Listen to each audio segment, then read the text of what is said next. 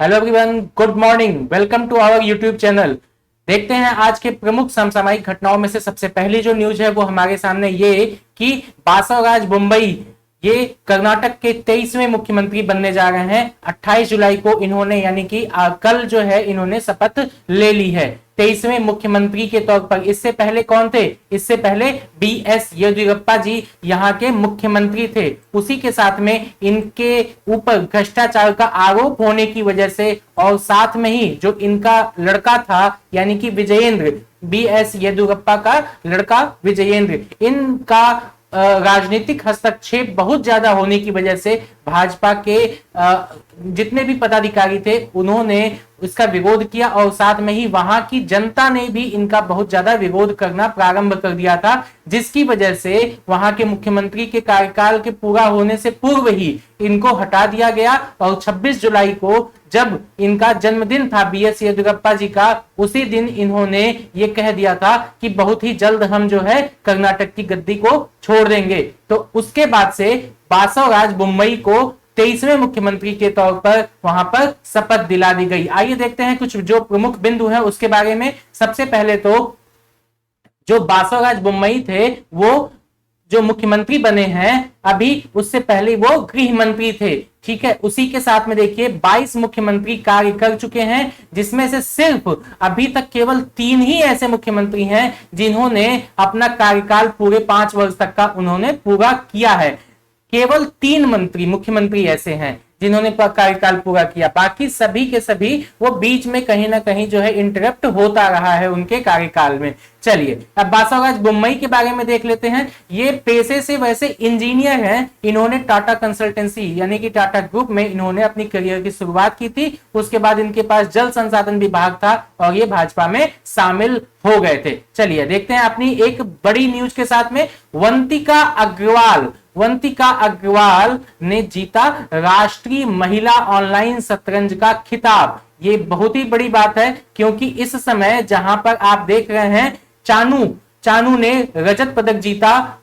चानू के बाद में ही प्रिया मलिक ने ये स्वर्ण पदक जीत के आ रही हैं। और उसी के साथ में ये जो है हमारे सामने एक और बड़ी न्यूज निकल के आ रही है कि वंतिका अग्रवाल ये जो है राष्ट्रीय महिला ऑनलाइन शतरंज में ये भी खिताब जीती हैं। तो इसका ये मतलब कि 3 महिलाएं एक साथ, मतलब देखिए 1-2 दिन के भीतर में ही हमको तीनों न्यूज देखने को मिल रही है। पुरुषों का कहीं नामो निशान नहीं है। तो इसमें जो है पुरुषों को लेकर के भी जो है थोड़ा सा अब इनको जागरूकता लग रहा है कि कोई अभियान चलाना पड़ेगा, योजना चलानी पड़ेगी। देखिए लड़कियों के नाम पर बेटी बचाओ बेटी पढ़ाओ एक ये मतलब ये योजना चलाई जा रही थी। ठीक है, इसी के साथ में देखिए हरियाणा में जो है वहां पर भ्रूण हत्या को लेकर के काफी जो है प्रोग्राम चलाए गए। उसके बाद से ये जो हमारे सामने ओलंपिक का जो रिजल्ट है उसके साथ में ये भी रिजल्ट यानी कि वंतिका अग्रवाल ने जो खिताब जीता, ये सब जो है इसी का एक प्रभाव माना जा सकता है। चलिए अब चलते हैं अपने अगले न्यूज की तरफ। अगला न्यूज क्या है? आईपीएस अधिकारी हैं राकेश अस्थाना, इनको दिल्ली पुलिस आयुक्त नियुक्त कर दिया गया है। ये केवल इतना ही देखिएगा, नियुक्ति वाला जो क्वेश्चन आता है उसमें ये इंपॉर्टेंट हो जाता है। चलिए अपने अगले न्यूज की तरफ चलते हैं। ये भी एक बहुत बड़ी न्यूज निकल करके आ गई है कि स्मृति ईरानी ने हिंसा से प्रभावित जो महिला है उनके लिए 24x7 एक हेल्पलाइन नंबर मतलब लॉन्च किया है। वो नंबर क्या है? 7827170170 7827170170। ठीक है, ये नंबर हेल्पलाइन नंबर जारी किया। इसमें क्या होगा कि हिंसा से प्रभावित यानी कि कहीं कोई किसी भी महिला के साथ में कोई हिंसात्मक कार्यवाही होती है तो महिला 24x7 मतलब 24 घंटे हफ्ते के 7 दिन किसी भी दिन इस नंबर पे कॉल करके बात कर सकती है, जिससे उसको अस्पताल, डॉक्टर, पुलिस, मनोवैज्ञानिक सेवाएं, जिला कानूनी सेवा प्राधिकरण आदि जैसे उपयुक्त अधिकारियों से कनेक्ट किया जाएगा। ठीक है, तो ये एक बहुत बड़ी न्यूज है महिलाओं के सशक्तिकरण को लेकर के। चलिए देखते हैं यह हेल्पलाइन नंबर कैसे काम करेगी ये देखते हैं कि इसमें क्या होगा कि इस हेल्पलाइन नंबर पर सबसे पहले तो 18 साल या उससे अधिक उम्र की कोई भी महिला कॉल करके अपनी सारी समस्या बता सकती है और उसके बाद में राष्ट्रीय महिला आयोग के परिसर से यह संचालित की जाएगी। राष्ट्रीय महिला आयोग ये कहां पर है? ये नई दिल्ली में स्थित है। इलेक्ट्रॉनिक्स और सूचना प्रौद्योगिकी मंत्रालय के तहत डिजिटल इंडिया कॉर्पोरेशन के सहयोग से इस हेल्पलाइन को विकसित किया गया है। अब देखते हैं राष्ट्रीय महिला आयोग के बारे में। राष्ट्रीय महिला आयोग ये है क्या? राष्ट्रीय महिला आयोग ये जो है एक वैधानिक संस्था है, एक वैधानिक संस्था है। दूसरी चीज, इसका गठन कब हुआ? इसका गठन होता है 1992 में, 1992 में इसका गठन होता है। वर्तमान समय में इसकी हेड कौन है? रेखा शर्मा जी इसकी इस समय हेड हैं। ठीक है, रेखा शर्मा नाम है उनका। राष्ट्रीय महिला आयोग की ये इस समय अध्यक्ष हैं। चलिए अब एक और बड़ी न्यूज, ये हमने आपको एक छोटा सा वीडियो बना करके पोस्ट किया हुआ था, आपको बता भी दिया था। हड़प्पा शहर जो है धौलावीरा के नाम से हम जानते हैं, जिसको पांचवा जो सबसे बड़ा शहर था, सबसे सुंदरतम क्षेत्र था, जल संग्रहण की साक्ष्य मिले थे, वो कौन सा शहर था? धौलावीरा। धौलावीरा, ठीक है, ये यूनेस्को की विश्व विरासत सूची में शामिल कर लिया गया है। ये किस राज्य में पड़ता है? ये गुजरात के कच्छ जिले में पड़ता है। ठीक है, किस जो है द्वीप पर है? ये खादिर द्वीप पर स्थित है। ये यूनेस्को की विश्व धरोहर सूची में शामिल होने वाला भारत की तरफ से 40वां ऐसा जो है स्थल है जो कि यूनेस्को में वर्ल्ड जो है हेरिटेज लिस्ट में ये शामिल हुआ। ये यूनेस्को की 44वीं जो समिति सत्र थी उसमें इसको शामिल किया गया है। उसी के साथ में कुछ और भी फैक्ट देख लीजिए। 25 जुलाई को एक और घटना घटी थी। वो घटना ये थी, तेलंगाना का एक मंदिर था, रामप्पा मंदिर। हम आपको 26 तारीख वाले करंट अफेयर्स में हम आपको बता चुके थे ये। ठीक है, यहाँ पे फिर हम रिवीजन कर रहे हैं। तो वो था 39वें नंबर का, यानी कि रामप्पा मंदिर को जब शामिल किया गया तो ये 39वां स्थल था। वहीं पर जब धौलावीरा को शामिल किया गया तो ये 40वें नंबर का हो गया। इस 40वें नंबर के जुड़ जाने के बाद ही भारत जो है वो सुपर 40 सीरीज में शामिल हो गया। सुपर 40 सीरीज में शामिल होते ही भारत जो है वो 7वें नंबर का ऐसा देश बन गया है जिसमें जो है 40 जो है वर्ल्ड हेरिटेज लिस्ट में शामिल हो गए हैं, 40 स्थल। इसी के साथ में इसको ब्राउन स्टेज भी कहा जा रहा है। ब्राउन स्टेज भी कहा जा रहा है। इस ब्राउन स्टेज का मतलब यह है कि जो 40 से ऊपर, जहां पर जिस देश में वर्ल्ड हेरिटेज में कोई स्थल शामिल हो जाता है तो वो ब्राउन स्टेज में आ जाता है। तो ब्राउन स्टेज में हम लोग पहुंच चुके हैं, सुपर 40 सीरीज में हम लोग पहुंच चुके हैं। उसी के साथ में आइए कुछ और भी देखते हैं। गुजरात से अभी तक टोटल 4 स्थल शामिल हो चुके हैं। वो 4 कौन कौन से? एक तो चंपानेर, अहमदाबाद के 4 दीवारी वाले क्षेत्र, रानी की वाव, उसी के साथ में धौलावीरा भी शामिल हो गया। तो इस तरीके से टोटल 4 स्थल शामिल हो गए हैं। अब देखिए अगला कुछ और पॉइंट्स इसमें देखते हैं। यह जो शहर है ये 1968 में खोजा गया था। किसके द्वारा खोजा गया था? ये हमने आपको एक अपने छोटे से वीडियो में बताया था। ये खोजा गया था आर.एस. बिष्ट के द्वारा। आर.एस. बिष्ट के द्वारा इसको खोजा गया था। यह गुजरात राज्य में कच्छ जिले के कच्छ के क्रेट, हम तो ये आपको बता ही चुके हैं, खादिर द्वीप पर स्थित है।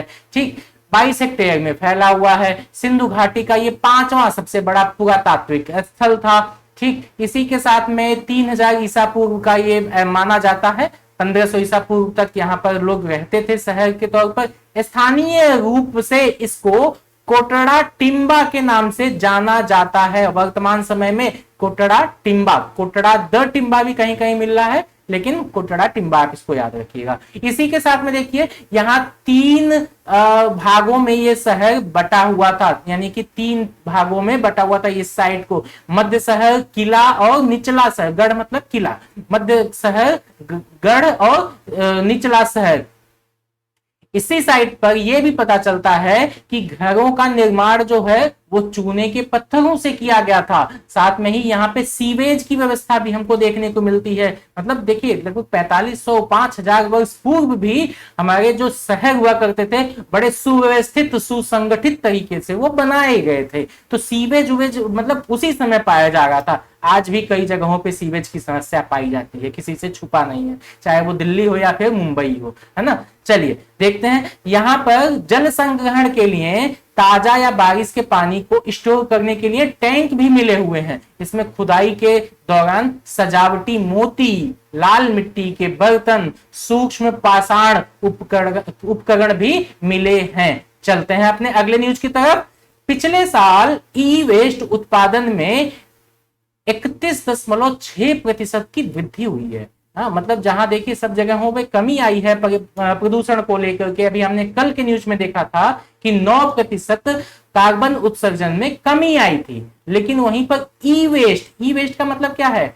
ई कचरा का क्या मतलब है? इलेक्ट्रॉनिक कचरा। अब हमारा कंप्यूटर जैसे चल रहा है, खराब हो गया, इसको उठा करके हम कबाड़ी को बेच दिए, कबाड़ी कहाँ ले जाएगा? कहीं ना कहीं वो भी बेचेगा, तो फिर कहीं ना कहीं ई इकट्ठा होगा। तो जो इसमें पार्ट्स पूजे सही होंगे उसको तो निकाल के फिर से यूज कर लेंगे, बाकी क्या करेंगे? उसको कचरे के तौर पे कहीं ना कहीं वो डंप कर दिया जाएगा। तो इसी को कहते हैं ई कचरा। इसी तरीके से सारे जितने इलेक्ट्रॉनिक उपकरण हैं, जिसको हम जैसे टीवी हो गया, फ्रिज हो गया, कूलर हो गया, मतलब जितने भी इलेक्ट्रॉनिक उपकरण हैं उन सब की बात की जा गई है यहाँ पे। तो पिछले साल यानी कि वर्ष 2020 में टोटल कितना टन?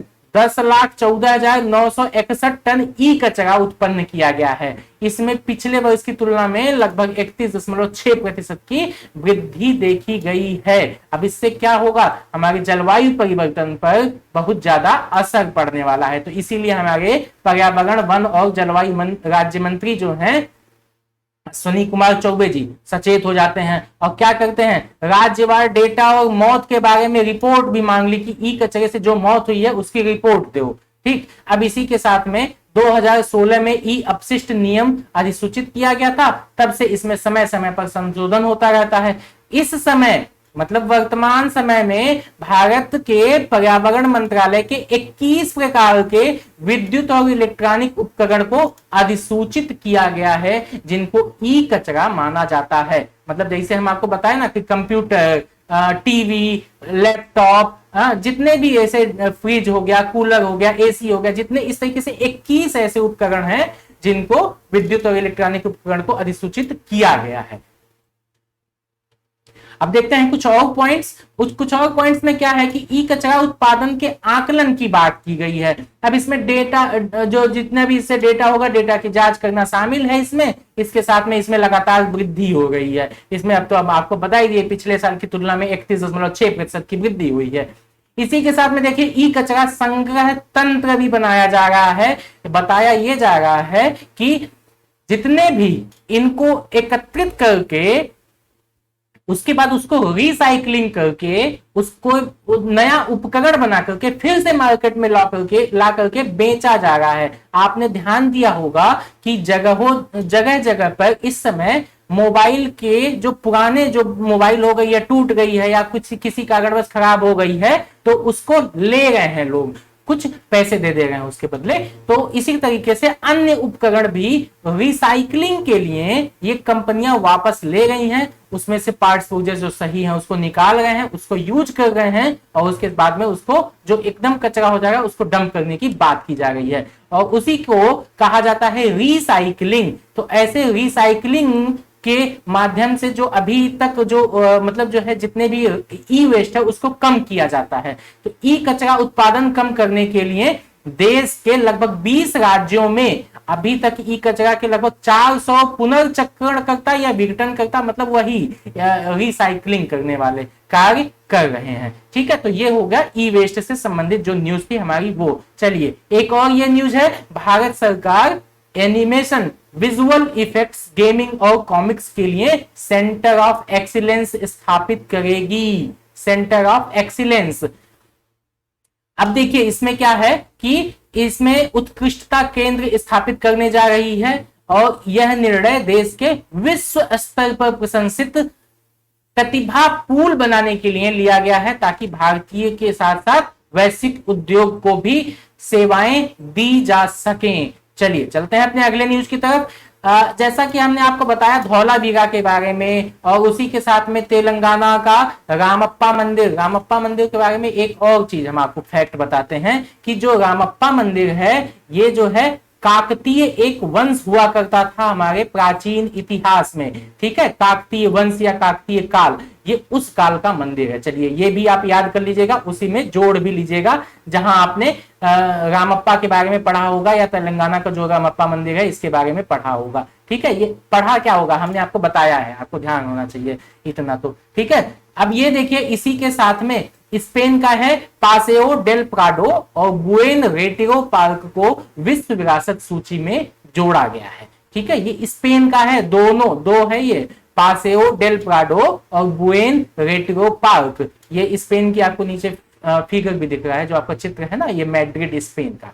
चलिए अब इसके मुख्य बिंदु को देख लेते हैं। मुख्य बिंदु में क्या है, इस घोषणा के साथ ही स्पेन में विश्व धरोहर स्थलों की संख्या 49 हो गई है। मतलब हमारे यहाँ अभी तक 40 हुई और इस मतलब स्पेन में कितनी हो गई, 49 हो गई। तो पहले नंबर पे कौन है, पहले नंबर पे है इटली और दूसरे नंबर पे कौन है, दूसरे नंबर पे है चीन। तो इस तरीके से ये जो है ये क्रम हो गया। तीसरे नंबर पे आ गया आपका स्पेन और हमारा भारत। ये आप सर्च कीजिएगा इसको, अब आप बताइएगा कि भारत में जो है 40 यहाँ पे वर्ल्ड हेरिटेज तो हो गए घोषित, तो 40 में अब इसको शामिल होने के बाद अब कौन सा स्थान है। ठीक है, अब आप ये बताइएगा मुझको कमेंट बॉक्स में बताइएगा। ठीक, अगला अब ये बुएन रेटिरो पार्क और पासेओ डेल प्राडो जो है ये राजधानी शहर के केंद्र में स्थित कुल 118 हेक्टेयर क्षेत्र के साथ में एक ग्रीन रिफ्यूजी है। उसी के साथ में पासेओ डेल प्राडो जो है ये 6 संग्रहालय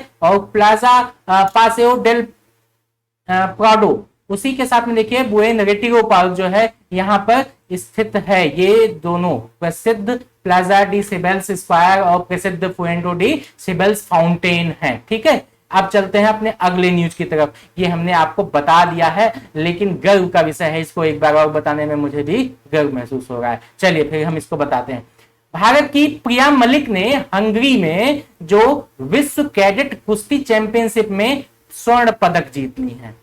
ठीक है, ये ध्यान दीजिएगा, ये जो प्रिया मलिक हैं ये किस में लेके आई हैं पदक, ये विश्व कैडेट कुश्ती जो चैंपियनशिप है ये इसमें पदक लेके आई हैं, स्वर्ण पदक। ठीक है, ये रियो मतलब रियो नहीं और टोक्यो ओलंपिक वाला नहीं है ये। ठीक है, यहाँ पे ध्यान दीजिएगा, ये विश्व कैडेट कुश्ती चैंपियनशिप में स्वर्ण पदक लेके आ गई हैं। आइए अब जान लेते हैं प्रिया मलिक के बारे में कुछ मुख्य बिंदुओं के बारे में।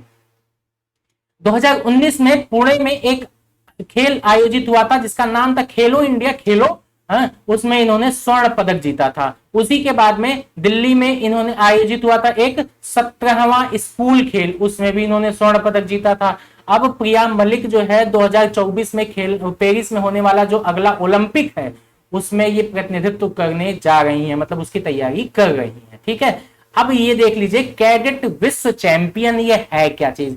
अभी इससे पहले आपको 2 दिन पहले हमने मॉर्निंग के ही 7 बजे की न्यूज में ही हमने आपको इसको डिटेल में बता भी दिया था। चलिए ठीक है, फिर से एक बार देख लेते हैं। कैडेट विश्व चैंपियन जो है ये फ्री स्टाइल ग्रीको रोमन और महिला पहलवानों के लिए ये वार्षिक आयोजन होता है। इसमें 16 से 17 साल के जितने भी खिलाड़ी हैं इस टूर्नामेंट में भाग लेते हैं। साथ में ही जो हंगरी के बुडापेस्ट में ये आयोजित किया जा रहा है वर्तमान समय में, और अगला जो टूर्नामेंट होगा वो 2022 में रोम में होगा। रोम कहां पे है, इटली में है। तो इस तरीके से ये अगला होने वाला है कैडेट विश्व चैंपियन। इसी के साथ हमारी ये न्यूज यहीं पे समाप्त हो जाती है। अब हम मिलते हैं हम लोग अगले सेशन में। Thank you.